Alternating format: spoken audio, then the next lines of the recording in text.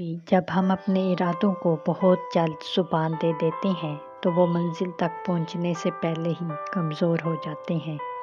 کیا آپ نے محسوس کیا کہ کبھی آپ نے سب کو بتایا ہو اور پھر کیا ہوا کہ جیسے خواب کی آگ آہستہ آہستہ ٹھنڈی ہو گئی؟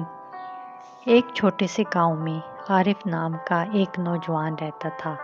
اس کے خواب بہت بڑے تھے۔ ہر ہفتے وہ نیا ارادہ کرتا۔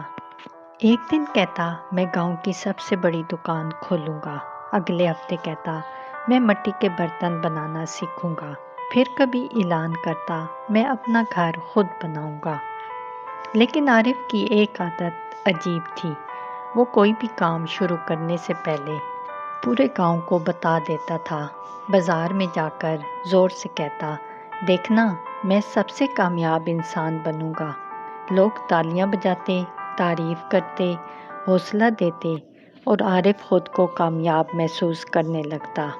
رات کو وہ فخر سے سوتا، لیکن اگلی صبح جب کام شروع کرنے کا وقت آتا اس کی ہمت غائب ہو چکی ہوتی۔ چند دن گزرتے اور خواب بھی گزر جاتا، نہ دکان کھلی، نہ برتن بنے، نہ گھر بنا۔ سال گزرتے گئے، اعلان ہوتے رہے، تالیاں بجتی رہیں، لیکن اس کے ہاتھ خالی رہے۔ وہ سمجھ نہیں پا رہا تھا کہ وہ ہر بار ناکام کیوں ہو جاتا ہے۔ ایک شام وہ پرانے کنویں کے پاس اکیلا بیٹھا تھا۔ ایک بزرگ اس کے پاس آئے، سادہ مزاج، خاموش، لیکن سب ان کی عزت کرتے تھے۔ انہوں نے پوچھا بیٹا اتنے پریشان کیوں ہو؟ عارف نے آہ بھری، میرے خواب بہت ہیں لیکن میں کچھ مکمل نہیں کر پاتا۔ بزرگ نے نرمی سے پوچھا جب تمہیں نیا خیال آتا ہے تو سب سے پہلے کیا کرتے ہو؟ عارف بولا میں سب کو بتا دیتا ہوں، میں چاہتا ہوں لوگ مجھ پر فخر کریں۔ بزرگ مسکرائے، کل صبح میرے باغ میں آنا۔ اگلے دن بزرگ کے ہاتھ میں 2 بیج تھے۔ ایک بیج انہوں نے عارف کو دیا، اسے زمین میں دفن کر دو۔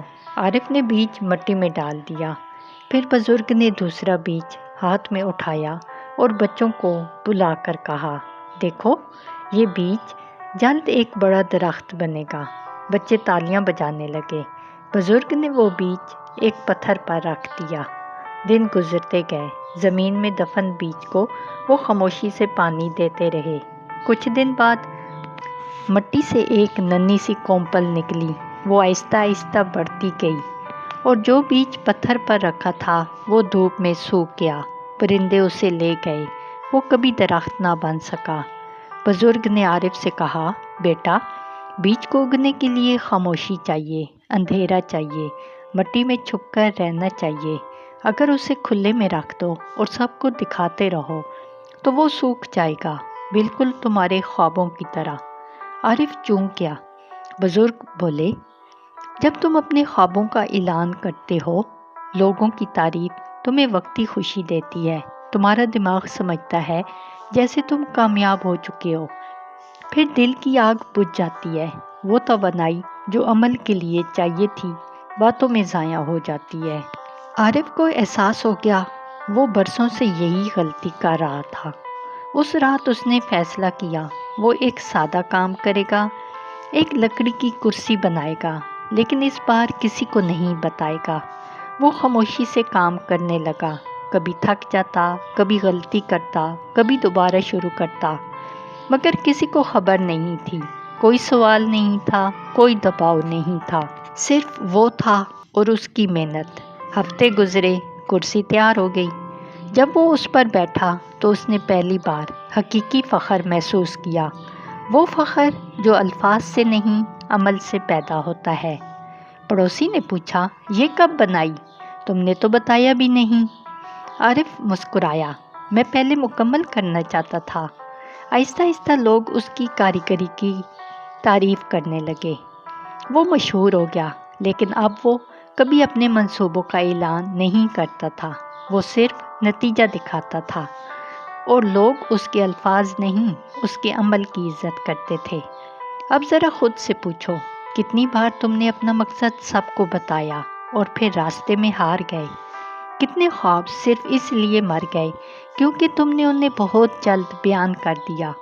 یاد رکھو، خواب نازک ہوتے ہیں، انہیں حفاظت چاہیے، انہیں اپنے دل میں رکھو، انہیں محنت کی مٹی میں دفن کرو۔ جب وہ درخت بن جائیں گے، دنیا خود دیکھ لے گی، اعلان کرنے کی ضرورت نہیں پڑے گی۔ اگلی بار جب تمہیں اپنے بڑے منصوبے کے بارے میں سب کو بتانے کا دل چاہے، رک جانا، خاموش رہنا، بیج کو اندھیرے میں اگنے دینا۔ جب درخت مضبوط ہو جائے گا، وہ خود بولے گا۔ معزز سامعین، اگر یہ کہانی آپ کے دل کو لگی ہو تو اسے شیئر کریں، اور ایسے ہی سبق آموز قصوں کے لیے چینل کو سبسکرائب کریں۔ شکریہ۔